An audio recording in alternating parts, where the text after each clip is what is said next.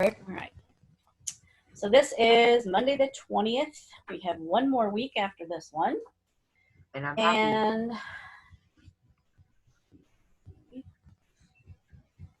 we have 40 and 41 for our chapters this week. And if you have not sent me your tests, don't forget to do that so that I can get them graded. All right. We've got one more week after this. So next week we'll have chapter 42, and then we will finish the year. So chapter 40 is about some new ventures to America. So remember Elizabeth, when she was the queen, she did not want to get married because being queen was her whole thing, right? And that was going to be her whole, she didn't want to give up the power because she was queen and she wanted to be in control, and it was going to take all her time. Well, Philip, who had married her sister, Mary, he inherited the throne of Spain. And so Mary was gone, you know, and so he was trying to make more of his kingdom. Okay, so he had Spain, parts of Spain. He had Italy and Europe too that he was ruling over. And so now there were Spanish people that were starting to come into North America. So there were two explorers or adventurers named Hernando de Soto and Francisco Vasquez de Coronado. They had already explored parts of the United States. And they started a Spanish colony, which is now known as Florida. Okay, so if the Spanish kept going and took over North America, South America, then the Spanish Empire would be the biggest in the world and the most powerful. Elizabeth didn't want that to happen. She wanted England to be more important. So she sent some English pirates to attack the Spanish so that she could send her own people over to North America. And she says, we need to build our own colony over there first before the Spanish take over. So what she ended up doing was she gave her favorite knight the job of trying to get a colony set up. His name was Sir Walter Raleigh. She really liked this guy so much. He was a knight. He was tall and handsome, but he was known for getting into bar fights and arguments, but he was also a poet, and he was devoted to the queen. You know, they were like best friends, you know. One time when they were walking, he took off his coat and covered a puddle so she wouldn't have to step in the mud. And so, you know, she was just like, wow, this guy is just awesome. So she didn't want him to get hurt going over on these ships. So she said, okay, you get your ships, you get your men together, you send them out, but you stay here. Okay. Can everybody hear me okay? Yes. Because I can't hear you. Seriously? Tavner, can you hear me? Yeah. Okay, because I can't hear you. I can hear you. Okay, so they went around and he attacked Spanish fleets, kept driving them back. And it took a year, over a year, for Sir Walter Raleigh's troops to go over to England, over to North America to check things out. And he was getting worried. He's like, oh no, something must have happened to him. I don't know what to do. Well, finally they came back. So they were safe and sound. And they told him that, you know, we had lots of things over there. You know, there was friendly Indians, there was rich land to grow crops. It's going to be a good place. You know, I think we should go with this. So they were on the east coast of North America. They brought back pearls, animal skins, and a couple of new plants, tobacco and potatoes, which they'd never had before. And even a couple of the Indians came back, 2 of them. And, you know, to say, you know, we're friendly and, you know, come to our place. Well, the Indians told Raleigh, you know, with this tobacco, you put it in your pipe and you smoke it. Well, nobody had ever seen them smoke before.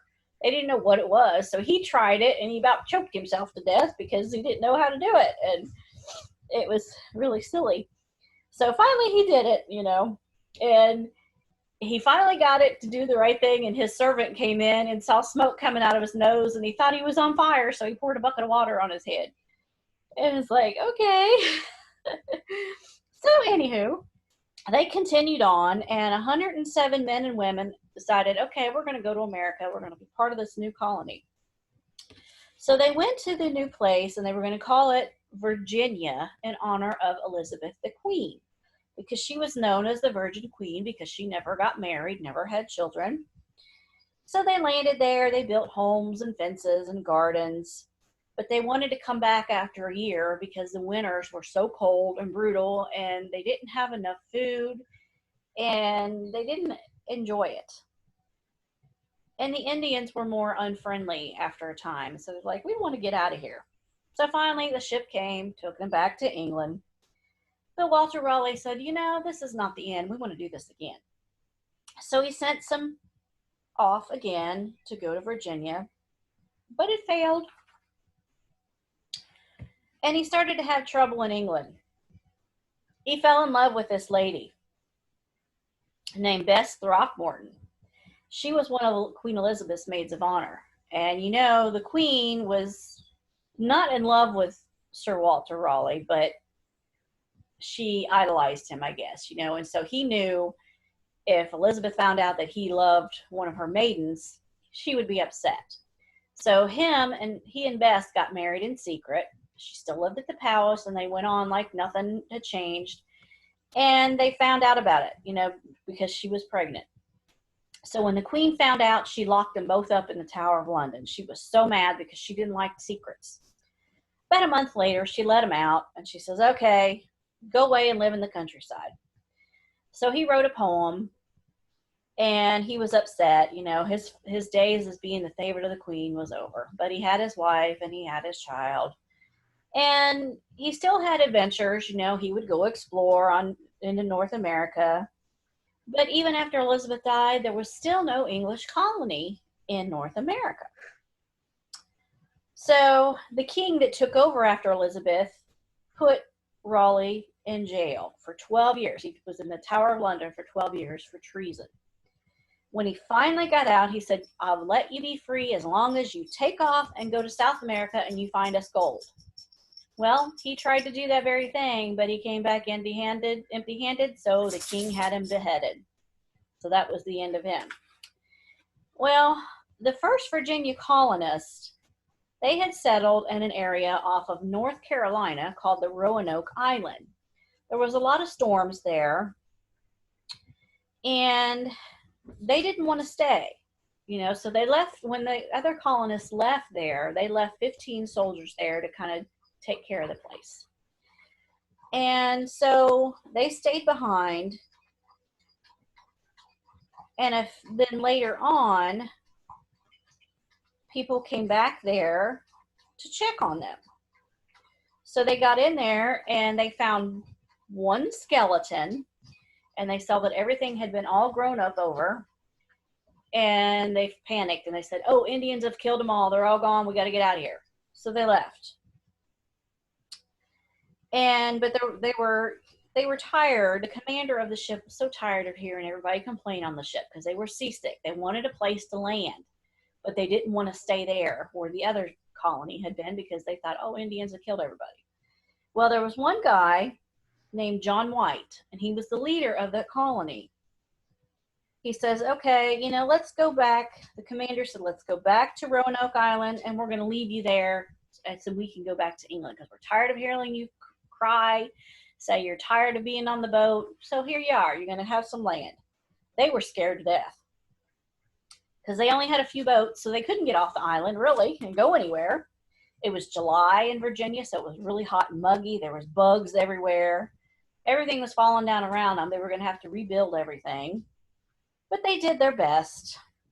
Less than a month later, John White's daughter Eleanor had a baby girl. Her name was Virginia Dare. So she was the first white girl, white baby that was born in the New World of America.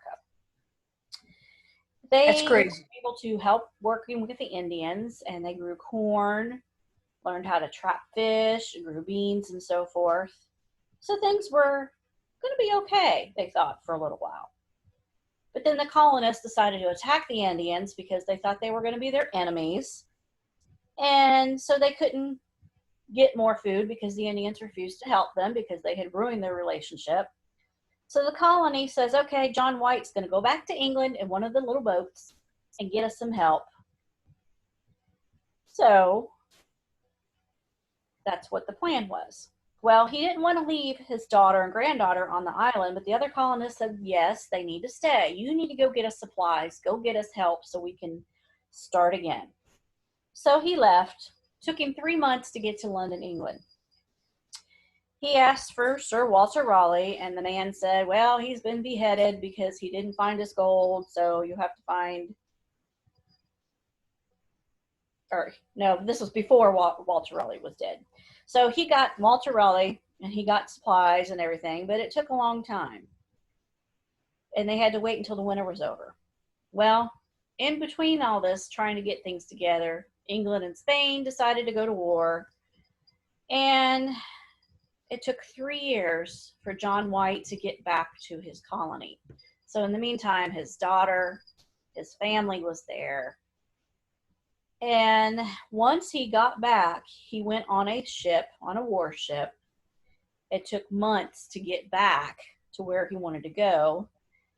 He was hoping that once he got there, he'd be greeted by the colonists, but there was nobody there. There was just weeds and gardens and just parts of houses.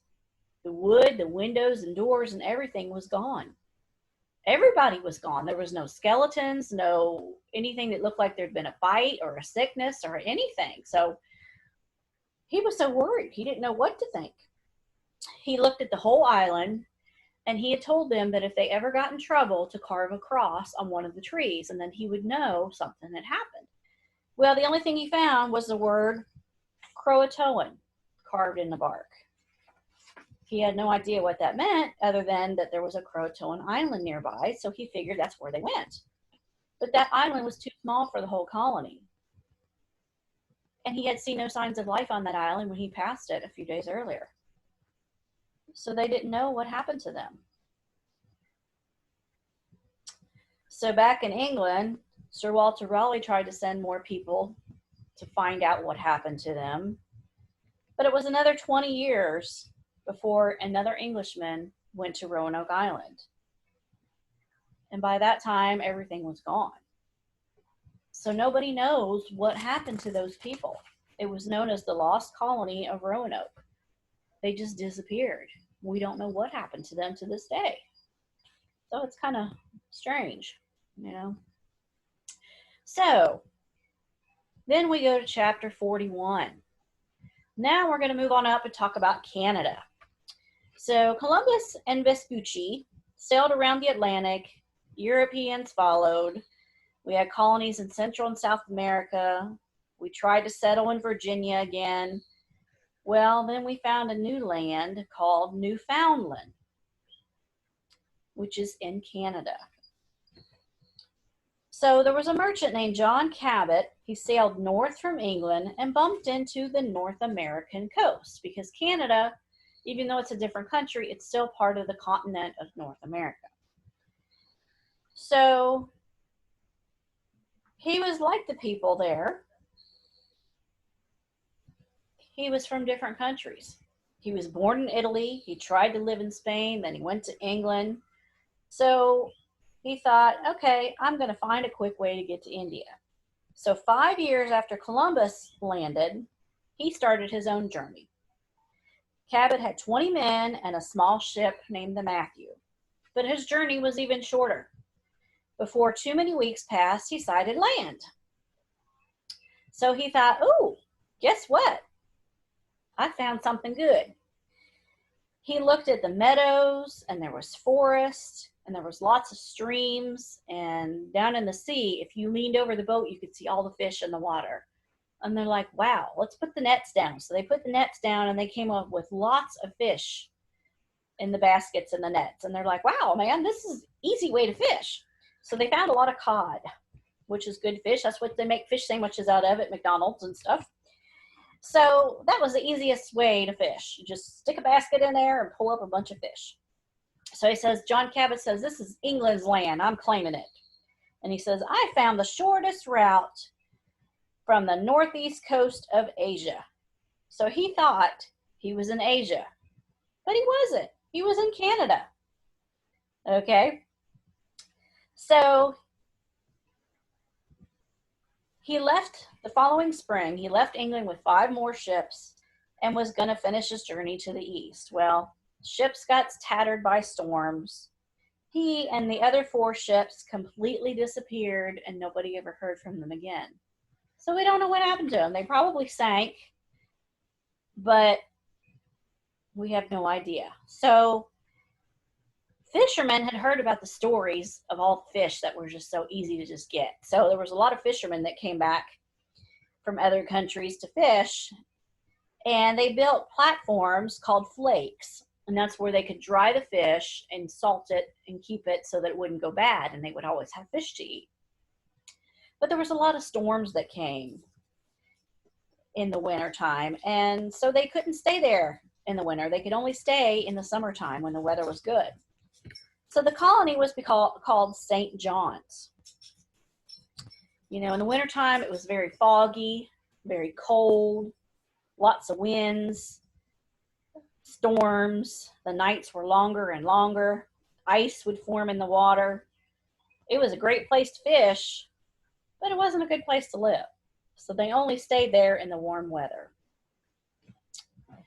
Then we had Jacques Cartier. He was French.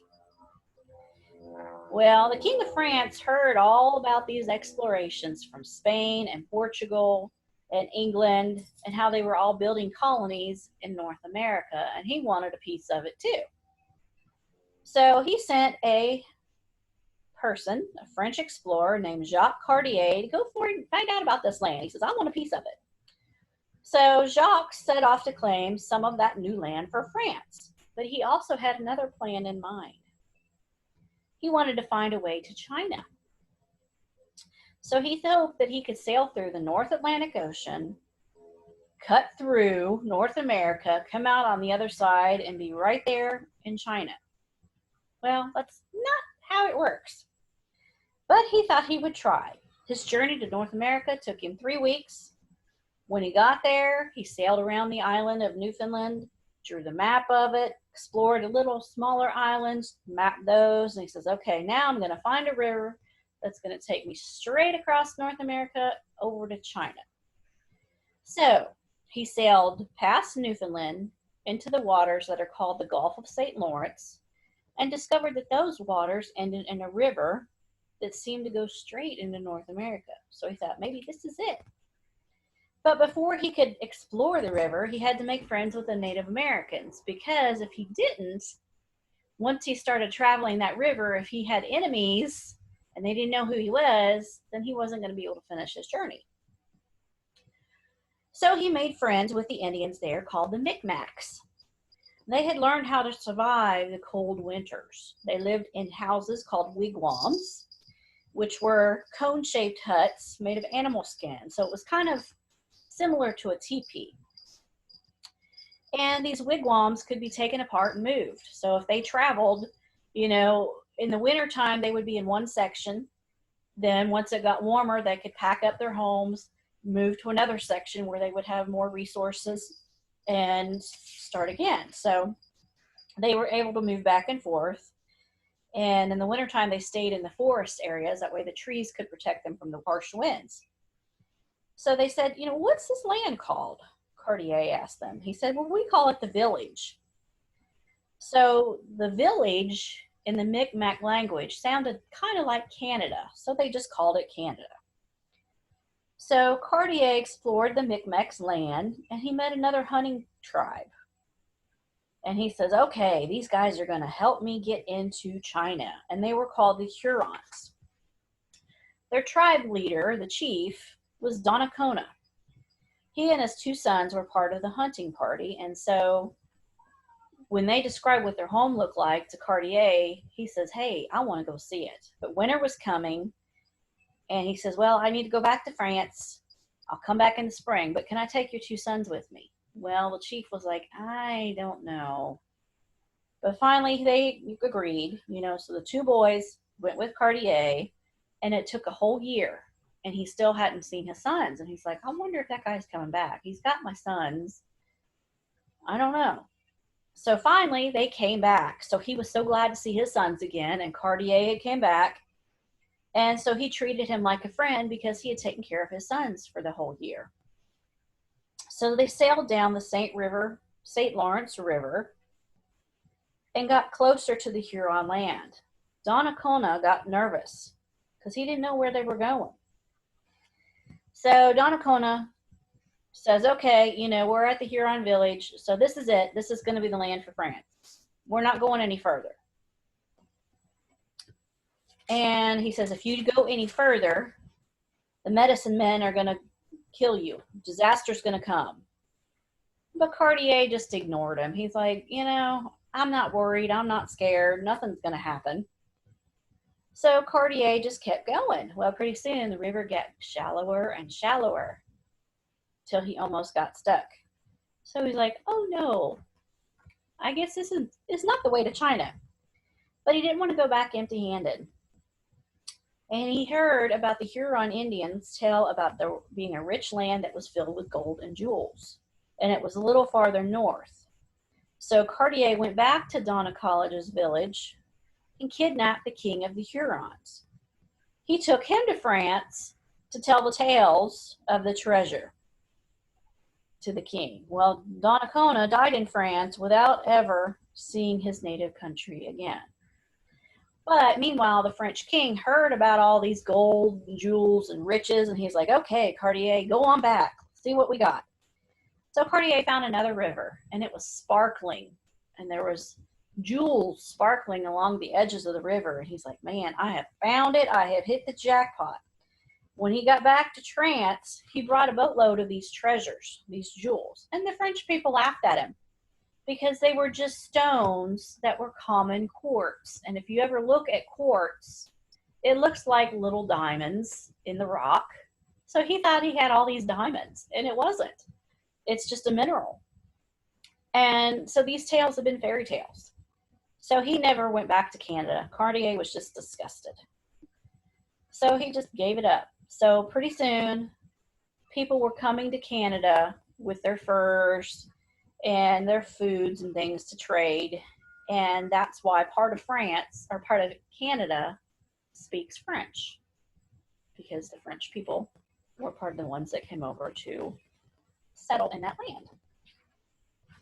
So, you've got 2 tests this week. And we have 1 more week of classes. And then we are finished for the year. So before we head off, does anybody have any questions or anything? Nope. Anybody? Nope. All righty, then I will see you next week, and we're going to use the same login information next week. So I will see you later. Okay. Bye. Bye.